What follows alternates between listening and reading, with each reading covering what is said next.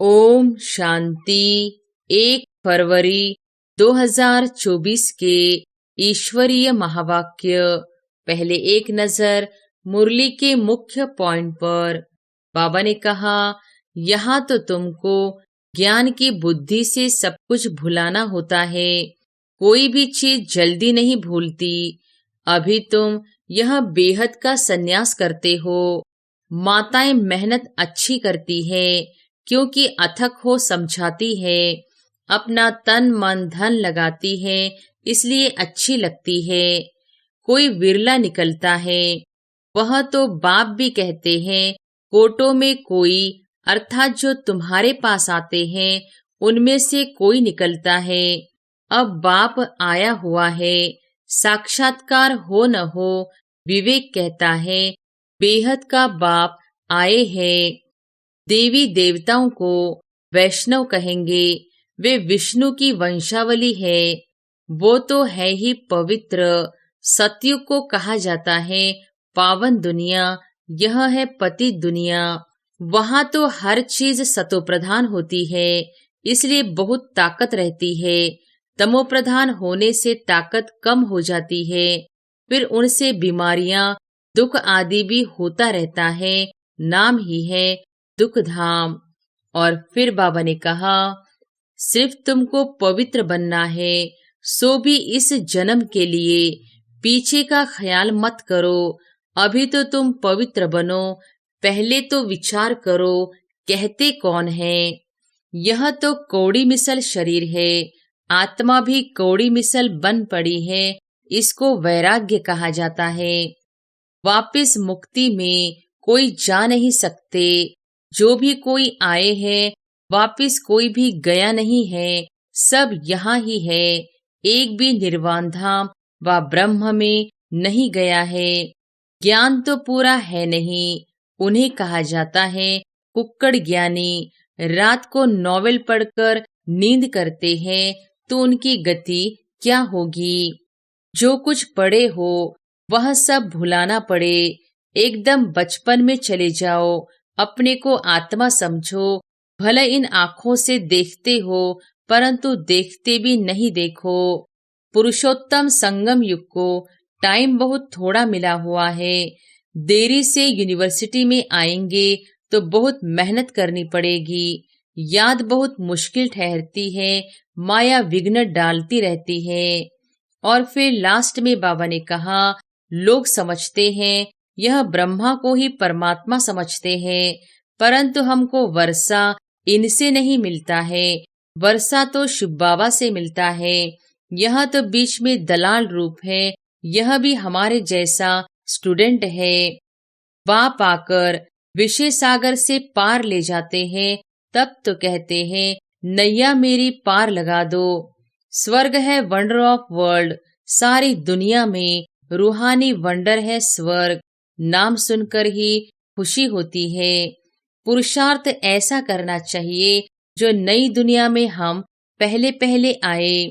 बाबा जोर देते हैं पुरुषार्थ कर नई दुनिया में जाओ।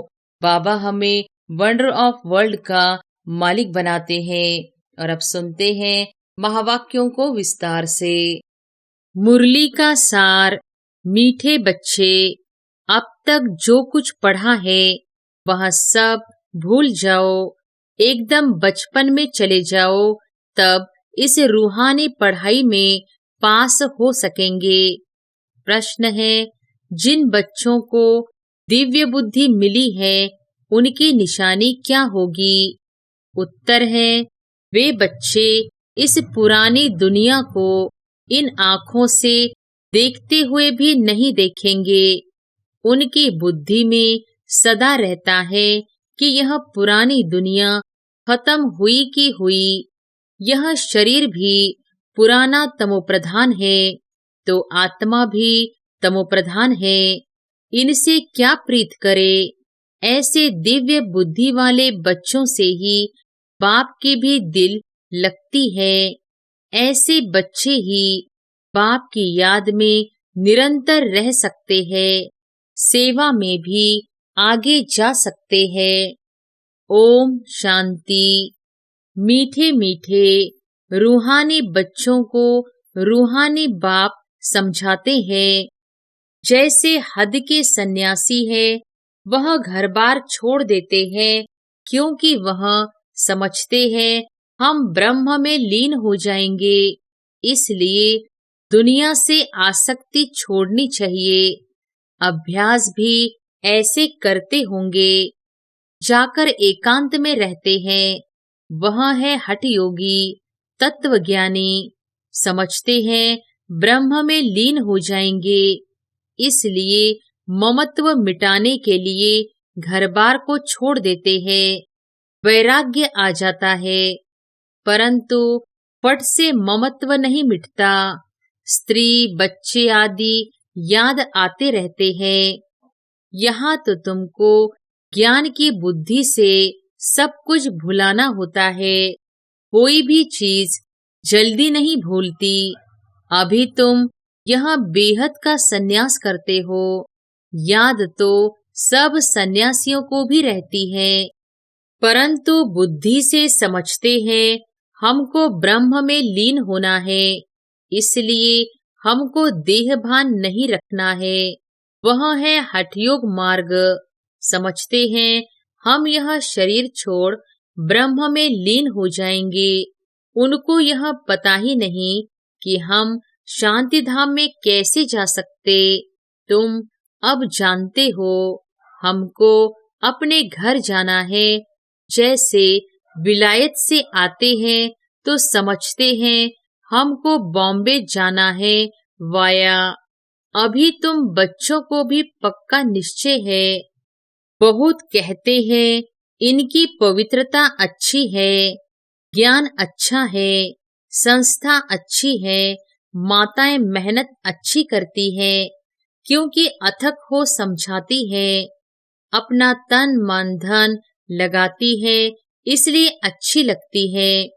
परंतु हम भी ऐसा अभ्यास करें, यह ख्याल भी नहीं आएगा। कोई बिरला निकलता है। वह तो बाप भी कहते हैं कोटों में कोई, अर्थात जो तुम्हारे पास आते हैं उनमें से कोई निकलता है। बाकी यह पुरानी दुनिया खत्म होने वाली है। तुम जानते हो अब बाप आया हुआ है। साक्षात्कार हो न हो, विवेक कहता है बेहद का बाप आए हैं। यह भी तुम जानते हो बाप एक है।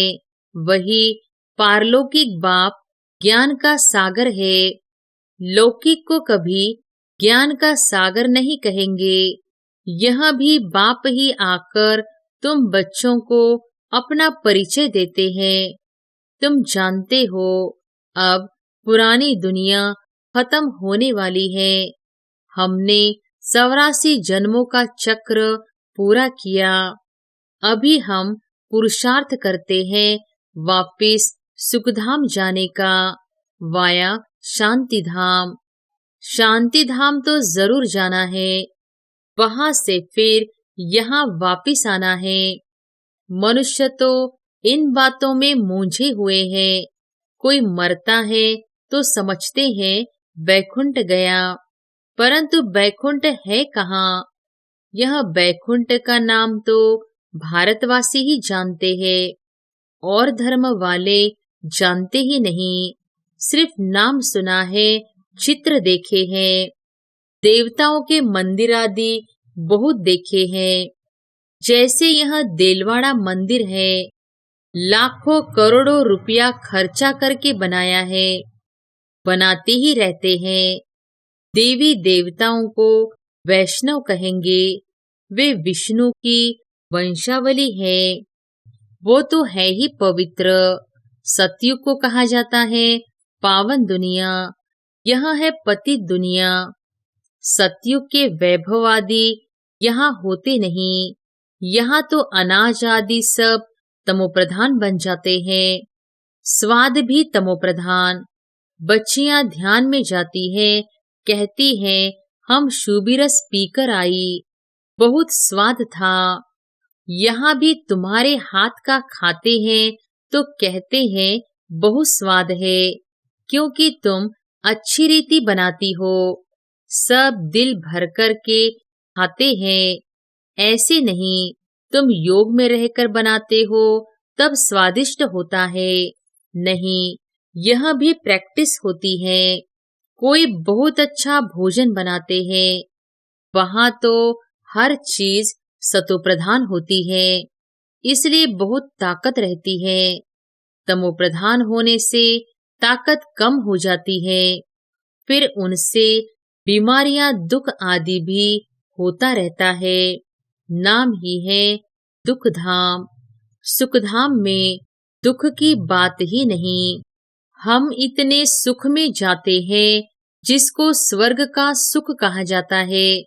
सिर्फ तुमको पवित्र बनना है, सो भी इस जन्म के लिए।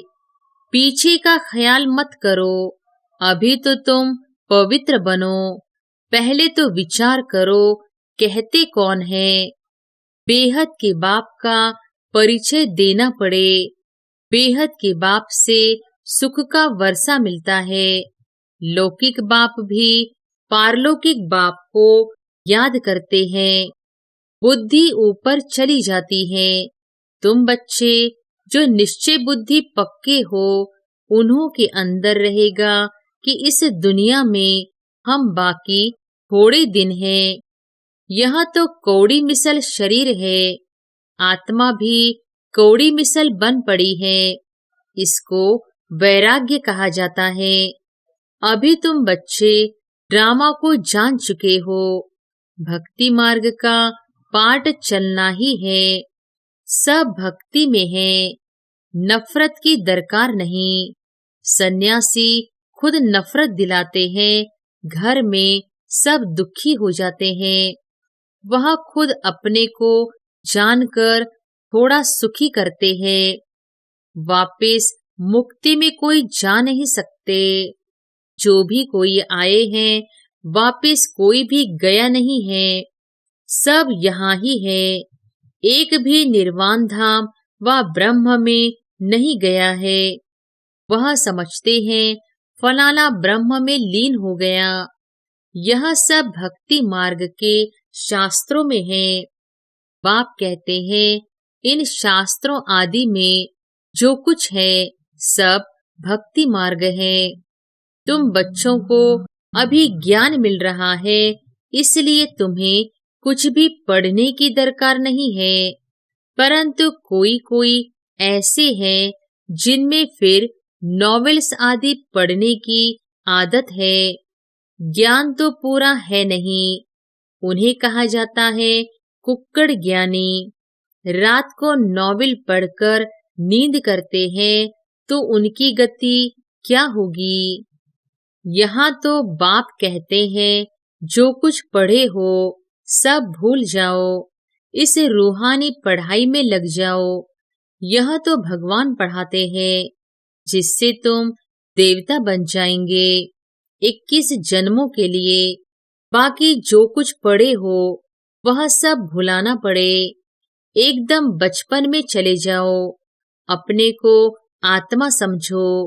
भले इन आँखों से देखते हो, परंतु देखते भी नहीं देखो। तुम्हें दिव्य दृष्टि, दिव्य बुद्धि मिली है तो समझते हो यह सारी पुरानी दुनिया है, यह खत्म हो जानी है। यह सब कब्रिस्तानी है, उनसे क्या दिल लगाएंगे। अभी परिस्तानी बनना है। तुम अब कब्रिस्तान और परिस्तान के बीच में बैठे हो। परिस्तान अभी बन रहा है। अभी बैठे हैं पुरानी दुनिया में, परंतु बीच में बुद्धि का योग वहां चला गया है। तुम पुरुषार्थ ही नई दुनिया के लिए कर रहे हो। अभी बीच में बैठे हो पुरुषोत्तम बनने के लिए। इस पुरुषोत्तम संगम युग का भी किसको पता नहीं है। पुरुषोत्तम मास, पुरुषोत्तम वर्ष का भी अर्थ नहीं समझते। पुरुषोत्तम संगम युग को टाइम बहुत थोड़ा मिला हुआ है। देरी से यूनिवर्सिटी में आएंगे तो बहुत मेहनत करनी पड़ेगी। याद बहुत मुश्किल ठहरती है, माया विघ्न डालती रहती है। तो बाप समझाते हैं, यह पुरानी दुनिया खत्म होने वाली है। बाप भले यहाँ बैठे हैं, देखते हैं, परंतु बुद्धि में है यह सब खत्म होने वाला है, कुछ भी रहेगा नहीं। यह तो पुरानी दुनिया है, इनसे वैराग्य हो जाता है। शरीरधारी भी सब पुराने हैं। शरीर पुराना तमोप्रधान है, तो आत्मा भी तमोप्रधान है।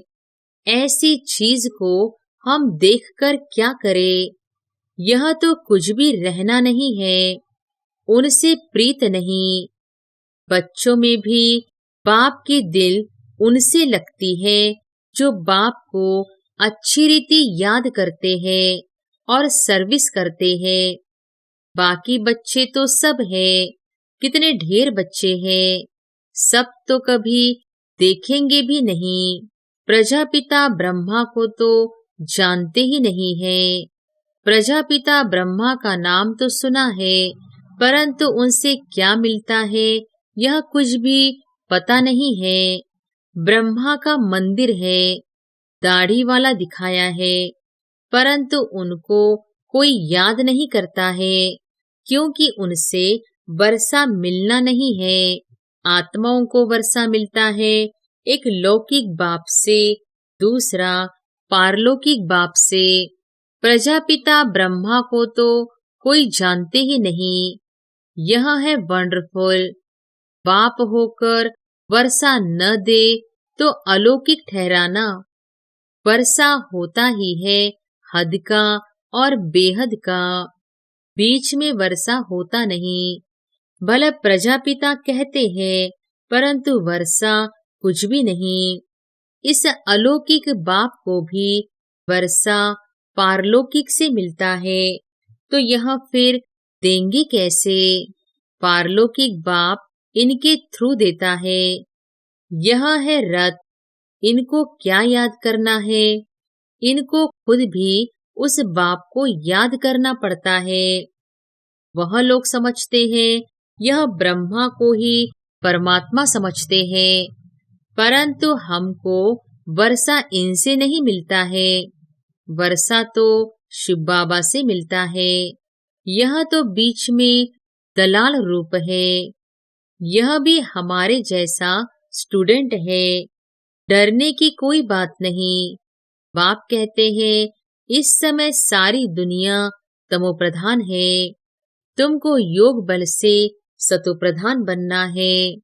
लौकिक बाप से हद का वर्षा मिलता है, तुमको अब बुद्धि लगानी है बेहद में। बाप कहते हैं सिवाय बाप से और किससे भी कुछ मिलना नहीं है, फिर भला देवताएं क्यों न हो। इस समय तो सब तमोप्रधान है। लौकिक बाप से वर्षा तो मिलता ही है, बाकी इन लक्ष्मी नारायण से तुम क्या चाहते हो? वह लोग तो समझते हैं यह अमर है, कभी मरते नहीं है, तमोप्रधान बनते नहीं है। लेकिन तुम जानते हो जो सतोप्रधान थे वही तमोप्रधान में आते हैं। श्री कृष्ण को लक्ष्मी नारायण से भी ऊंच समझते हैं, क्योंकि वे फिर भी शादी किए हुए हैं। श्री कृष्ण तो जन्म से ही पवित्र है, इसलिए श्री कृष्ण की बहुत महिमा है। झूला भी श्री कृष्ण को झुलाते हैं, जयंती भी श्री कृष्ण की मनाते हैं, लक्ष्मी नारायण की क्यों नहीं मनाते हैं? ज्ञान न होने के कारण श्री कृष्ण को द्वापर में ले गए हैं। कहते हैं गीता ज्ञान द्वापर युग में दिया है, कितना कठिन है किसको समझाना। कह देते हैं ज्ञान तो परंपरा से चला आ रहा है, परंतु परंपरा भी कब से यह कोई नहीं जानते। पूजा कब से शुरू हुई यह भी नहीं जानते हैं, इसलिए कह देते रचता और सृष्टि के आदि मध्य अंत को नहीं जानते हैं। कल्प की आयु लाखों वर्ष कहने से परंपरा कह देते हैं। तिथि तारीख कुछ भी नहीं जानते। लक्ष्मी नारायण का भी जन्मदिन नहीं मनाते। इसको कहा जाता है अज्ञान अंधियारा। तुम्हारे में भी कोई यथार्थ रीति इन बातों को जानते नहीं। तब तो कहा जाता है महारथी, घोड़ेसवार और प्यादे। गज को ग्राह ने खाया। ग्राह बड़े होते हैं, एकदम हप कर लेते हैं। जैसे सरप मेंढक को हप करते हैं, भगवान को बागवान, माली, खिवैया क्यों कहते हैं, यह भी तुम अभी समझते हो। बाप आकर विषय सागर से पार ले जाते हैं, तब तो कहते हैं नैया मेरी पार लगा दो। तुमको भी अभी पता पड़ा है कि हम कैसे पार जा रहे हैं। बाबा हमको क्षीर सागर में ले जाते हैं। वहां दुख दर्द की बात नहीं। तुम सुनकर औरों को भी कहते हो कि नैया को पार करने वाला खिवैया कहते हैं। हे बच्चे, तुम सब अपने को आत्मा समझो। तुम पहले क्षीर सागर में थे, अब विषय सागर में आ पहुंचे हो। पहले तुम देवता थे। स्वर्ग है वंडर ऑफ वर्ल्ड।